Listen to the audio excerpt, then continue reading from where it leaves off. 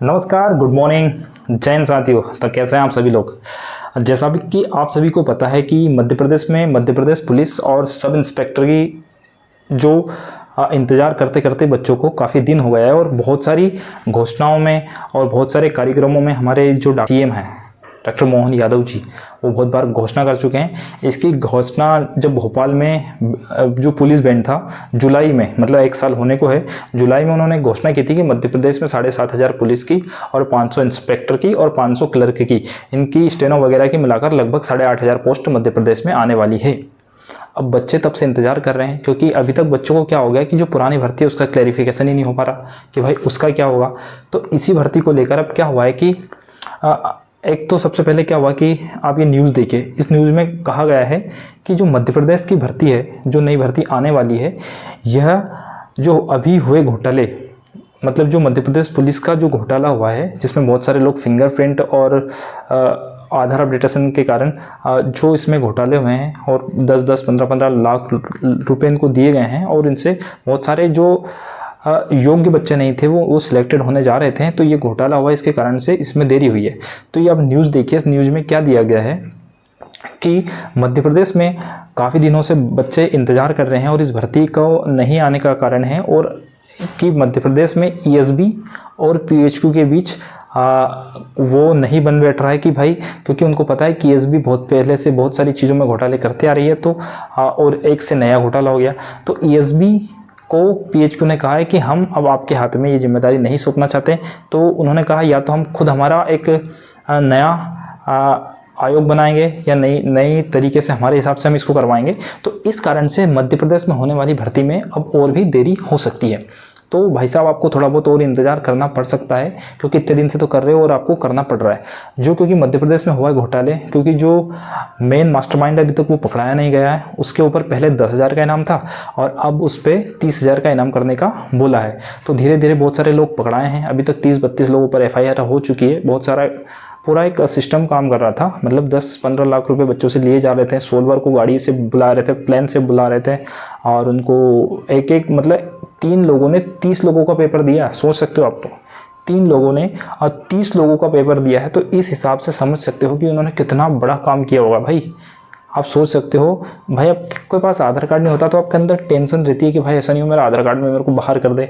आपको अब जो आपकी मार्कशीट अगर उसमें कुछ नाम में गड़बड़ी हो, आपके मतलब आपको थोड़ा बहुत भी आपको डॉक्यूमेंट्स में दिक्कत आती है तो आपको इतना प्रॉब्लम होता है कि भाई ऐसा ना हो कि हमें कहीं बाहर कर दें।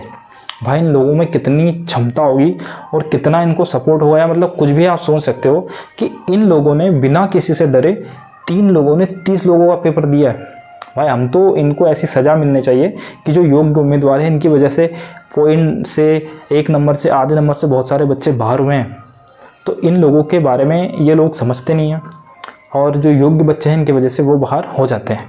ठीक है, तो भाई यही एक बात थी कि जो मध्य प्रदेश पुलिस की जो नई भर्ती आने वाली है वो भी डिले हो सकती है, उसमें बहुत सारा टाइम लग सकता है और अभी तक इनके बीच में कोई संशय नहीं बैठने वाला। हालांकि इसकी घोषणा मध्य प्रदेश के मुख्यमंत्री जी जुलाई में कर चुके हैं। जुलाई आने वाली है, ठीक है, 10 जुलाई।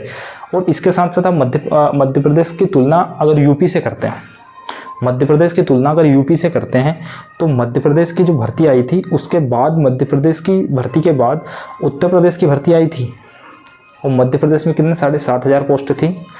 मध्य प्रदेश में 7,500 पोस्ट थी, उत्तर प्रदेश में 60,000 पोस्ट थी। कितनी थी? 60,000। सुन रहे हो ना, 60,000, मतलब 7,500 और 60,000।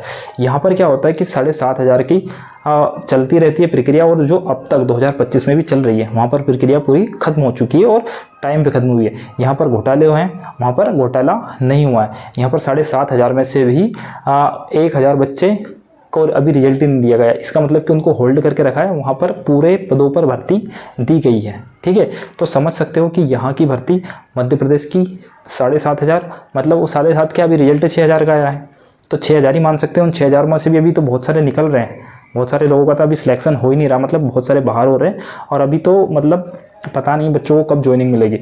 उसके बाद दूसरी प्रॉब्लम क्या है कि वहाँ 60,000 बच्चे थे। अभी माननीय अमित शाह जी और योगी आदित्यनाथ जी अभी आने वाली 10 या 15 तारीख को उन सभी बच्चों को 10 या 15 तारीख को सभी बच्चों को उनके ज्वाइनिंग लेटर देने वाले हैं। मतलब भाई साहब, समय से मेडिकल हुआ, समय से रनिंग हुई, समय से एग्ज़ाम हुआ और समय से उनकी ज्वाइनिंग दे दी गई और समय से उनका वेतन आने लगेगा। और यहाँ से लगभग 10 गुना बच्चे थे, मतलब 10 गुने बच्चे के साथ उन्हें फिजिकल, मेडिकल, पेपर सभी पारदर्शिता के साथ सभी करवा दिया गया। यहाँ पर 7,500 पोस्ट आती है। 7,500 पोस्टों में से भी आपको मैंने बताया था कि 1,000 होल्ड हो जाती है। 1,000 होल्ड में होने के बाद ये कुछ फर्जीवाड़े निकल जाते हैं।